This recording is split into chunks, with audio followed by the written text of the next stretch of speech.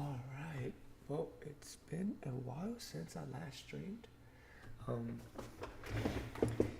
I had to get ready and, well, essentially I was moving, but yeah. Thank you guys so much for tuning in to today's live stream. Today is April 30th, and to begin today's live stream, let's take a look at the economic calendar here. So we have non-farm employment change,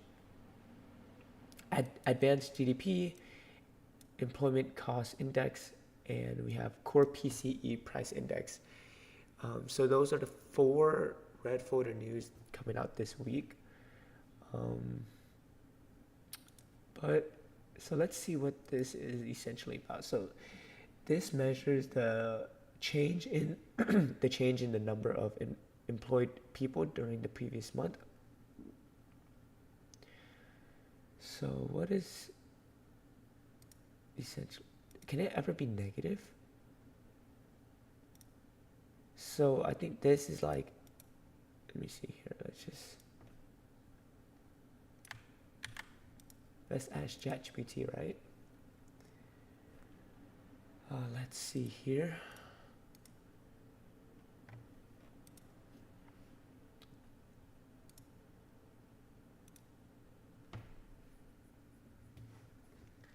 I'm assuming that we have less employed people, that are less employed, or change in employed people compared to last month. So let's see. So the ADP non-farm employment change report shows the estimated monthly change in non-farm private employment based on payroll data. So what the numbers mean: so reported change in private employment for the current month, the expected change. Key takeaways is that 60,000 jobs added is significantly lower than expected compared to last figure's 147,000. This suggests a slowdown in private sector hiring, which could reflect weakening economic momentum. Markets may interpret this as a sign the labor market is cooling, potentially affecting the Fed interest rates. So, yeah, making the rate cuts more attractive, right? If employment decreases and there's not enough,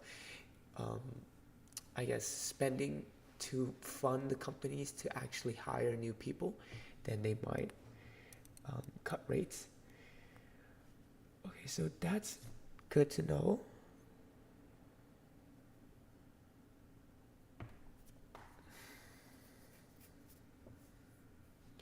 And let's see the advanced GDP.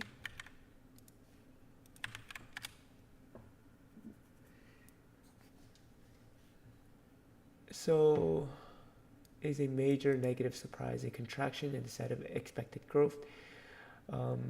A negative GDP print suggests a slowing economic activity, potentially the first sign of recessionary pressure if confirmed by future quarters. Combined with the weak ADP job report, this could strongly influence Fed policy toward rate cuts sooner than expected. Markets could react sharply, risk off sentiment, bond yields falling. If bond yields are falling, that means the bond prices are rising, meaning that the bonds are a safe haven, right? It's a theory. Let's see here. So let's see if the bond prices actually are falling.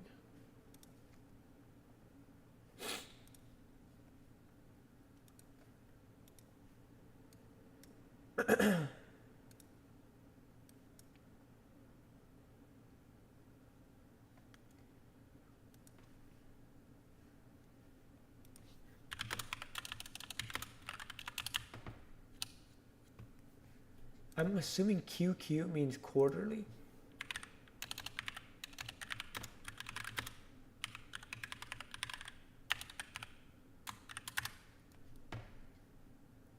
Quarter over quarter, okay. So yeah, last quarter it was a yeah, I mean, this is the first quarter here where we actually had a negative. So negative two consecutive negative.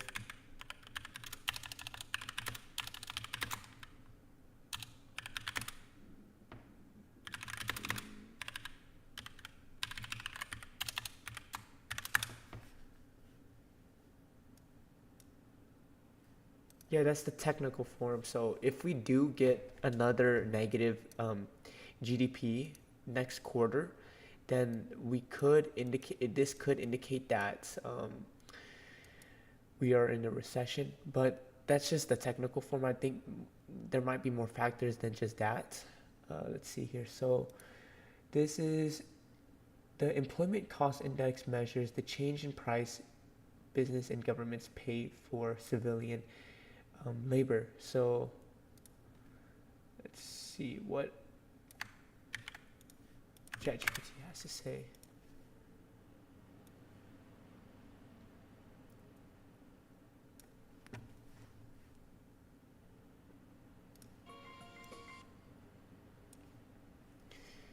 So it measures the change in the cost of labor, wages, and benefits. Interpretation, ECI came in right in line with expectations, unchanged from last quarter. A steady 0.9% rise indicates consistent wage growth, which may reflect ongoing tightness in the labor market. Since ICE is a key inflation indicator watched by the Fed, persistent wage pressure could keep inflation elevated, potentially delaying rate cuts. So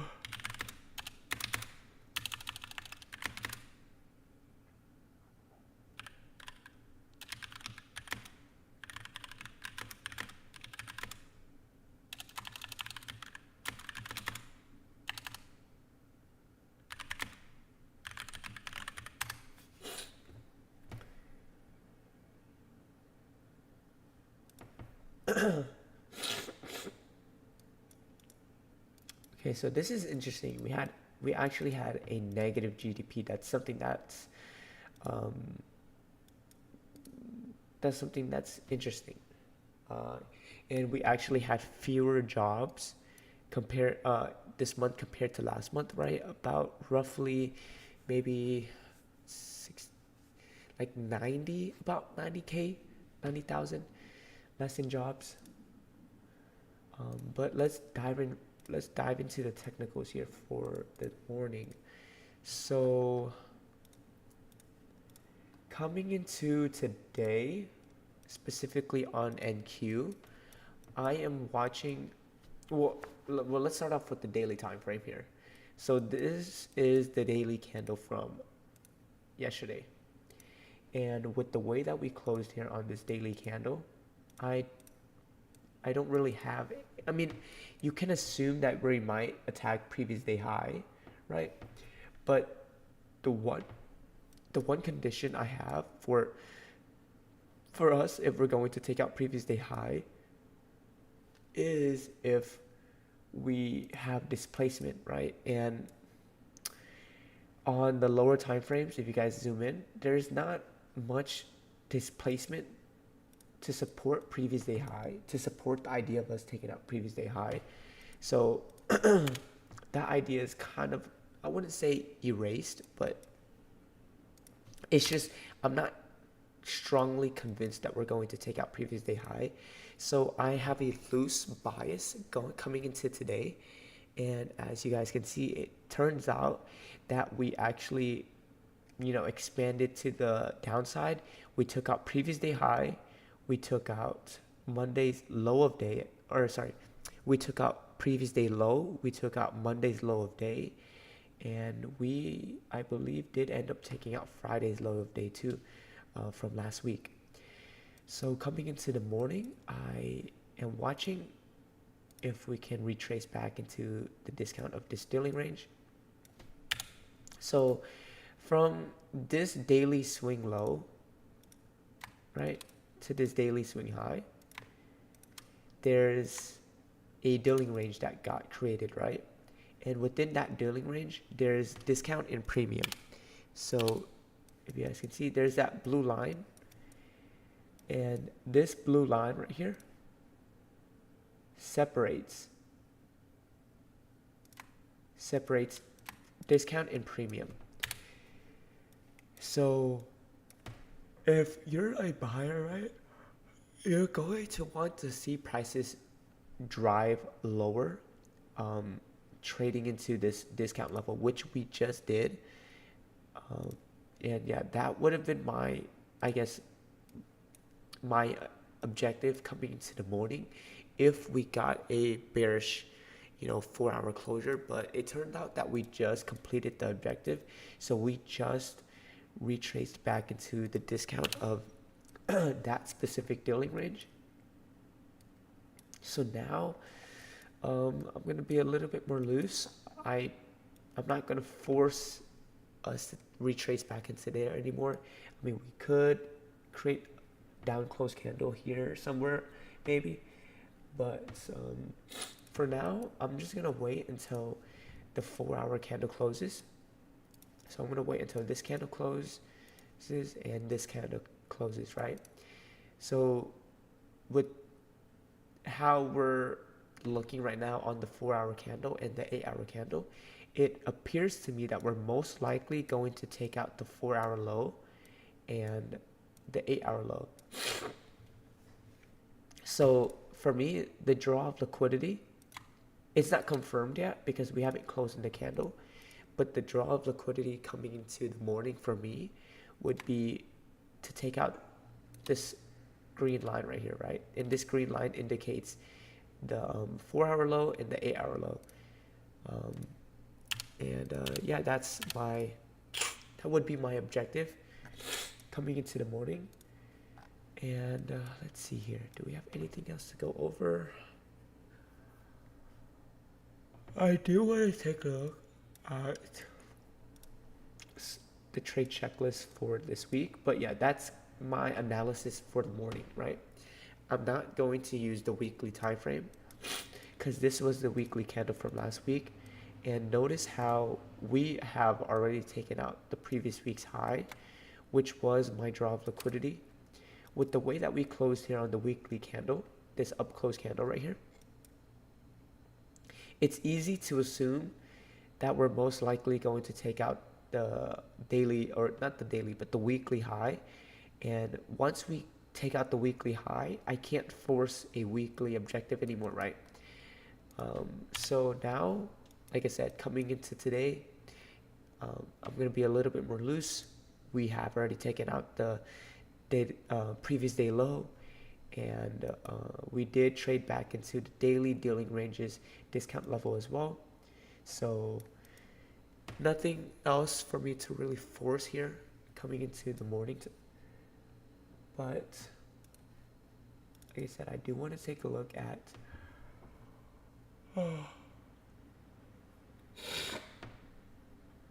a trading journal here.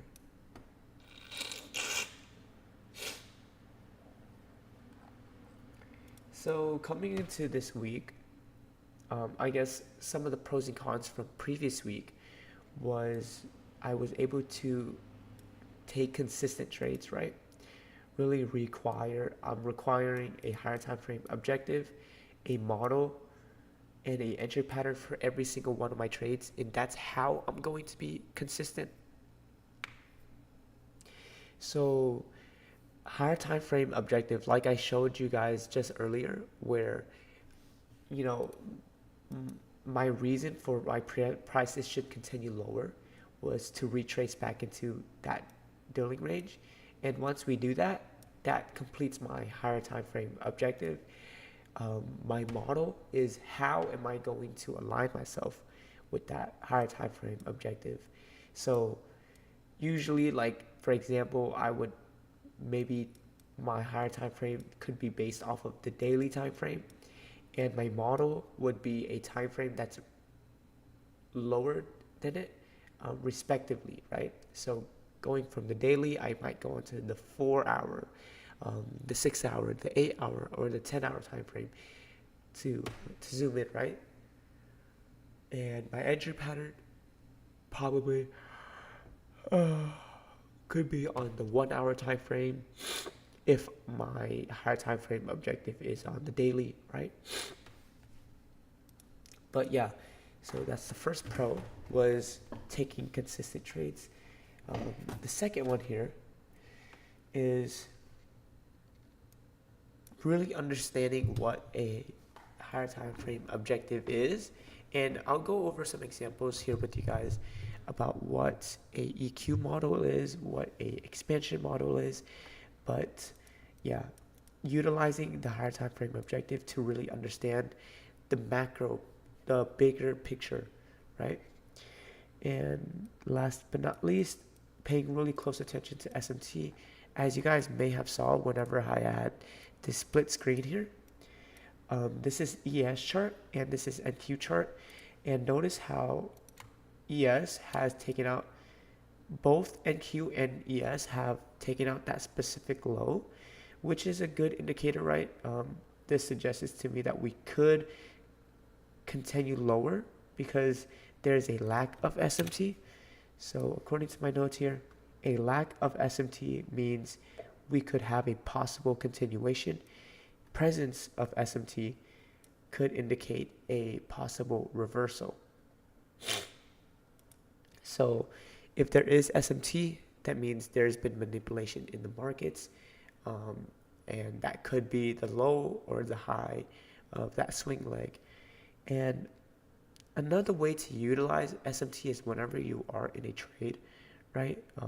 If there's SMT between NQ or ES at your specific highs or lows, you may want to close the trade or move the trades or move the stop loss to break even, just to prevent any unnecessary losses.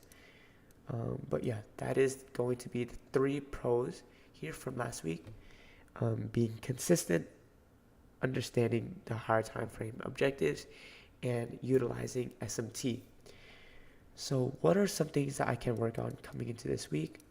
Just develop that level of consistency again, right? For the past week, I wasn't able to stream for you guys because I was, moving my whole setup. I had no Wi-Fi, but today will begin that day of consistency, right? So I'm not going to wait until tomorrow. I'm going to start now. And for the second thing here, this is more like school stuff, but just build out DCF models, really understand how to and utilize and really understand the assumptions that I am making when making and building out DCF models. Net working capital is operating assets minus operating liabilities. Net working capital, yeah. And having 3 types of bases, or 3 models, I guess. So having a base model, conservative model, and a optimistic model. And to find CapEx, you can go to the cash flow statement, cash flow from investing, and then there should be like a invest into equipment or whatnot. That would be CapEx. And some some improvements here for next week. Taking consistent trades. Like I said, how am I going to be consistent? Well, in every single trade that I take, higher time frame objective, a model, and a entry pattern. Second here, so reviewing the higher time frame objectives and how to align your model with the higher time frame order flow.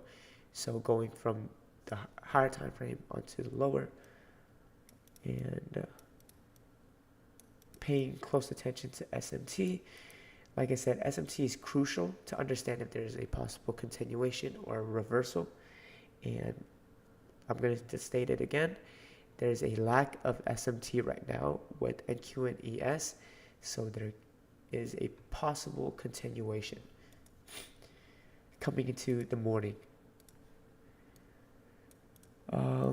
Be as thorough as you need when structuring out a DCF model. You want to make really realistic assumptions I have to understand that building DCF models isn't going to only take me like 30 minutes, right?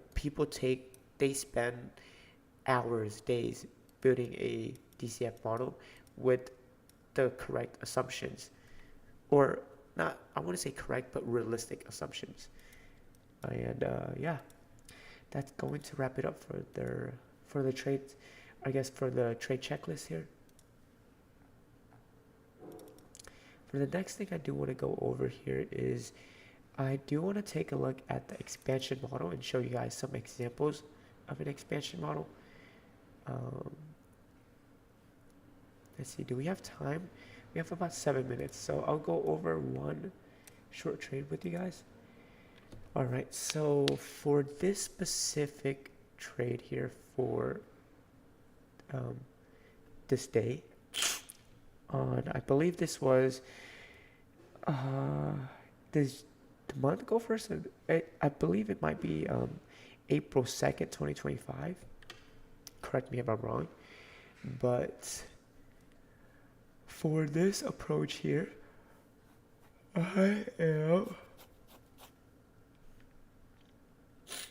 so for my approach for this trade, right, my higher time frame objective is based off of this 30-minute candle. So this 30-minute candle, with the way that we closed, I can anticipate that the next 30 minutes we should take out the 30-minute high. So that's my higher time frame objective, right? That's my reason why, or that's why I believe prices should continue higher here, is to attack that 30-minute high. So for the next 30 minutes, I'm bullish. My model is how am I going to align myself with that specific order flow, right? So going from the 30-minute, I went onto the 15-minute. And notice how this 15-minute candle here, let's take a look at the context. So we opened up, we traded into a 15-minute fair value gap, we expanded higher, and we closed bullish. The reason why we closed bullish, well, we traded into an inefficiency. And like I said, for the next 30 minutes, I'm still bullish. I want to see us expand towards the 30-minute high. And notice how that 15-minute high here, if you draw it out, it's not the same high as 30-minute high. So that means we should expand higher. We should take out the 15-minute high, expand higher after taking out the 15-minute high to attack the 30-minute high. So that's the higher time frame objective and the model. And this would be considered an expansion model. And so to find an entry pattern, right, I went onto the 1 minute time frame. So going from the 30, the 15 to the 1 minute makes sense. I'm not skipping over any pages, understanding what all the time frames are telling me. So there is a 1 minute fair value gap, and whenever we trade into this inefficiency, we should respect it, right? So we should trade into the inefficiency, respect it, expand towards the 15-minute. After taking out the 15-minute, the 30-minute. What do? We trade into that 1 minute fair value gap, and then we expand it towards the 15-minute and the 30-minute. Like I said, the whole idea for this trade is that the 30-minute suggests higher prices, the 15-minute aligns with the 30-minute and suggests that and supports the same idea. So that's an expansion model, right?